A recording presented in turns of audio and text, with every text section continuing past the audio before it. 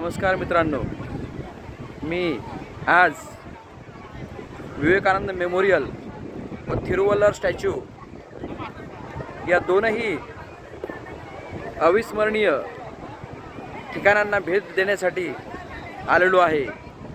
हा त्रिवेणी संगम असलेला ठिकाण आहे। भारतीय समुद्र, बंगालचा उपसागर व अरबी समुद्र या तीनही समुद्राचा या ठिकाणी संगम झालेला आहे आणि पवित्र अशी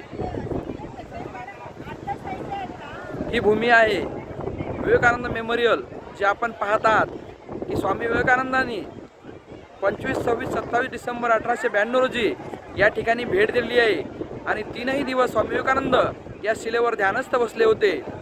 त्यांच्या स्मरणार्थ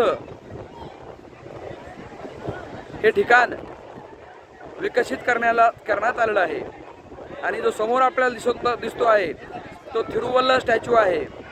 तामिळनाडूचे प्रसिद्ध कवी यांच्या स्मरणार्थ हा स्टॅच्यू उभारण्यात आलेला आहे। सन 2000 मध्ये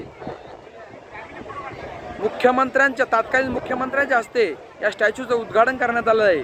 लोह, स्टील, लोखंड, सिमेंट यांचा वापर करून हा भव्य स्टॅच्यू उभारण्यात आलेला आहे। जवळपास 133 फूट याची हाईट आहे।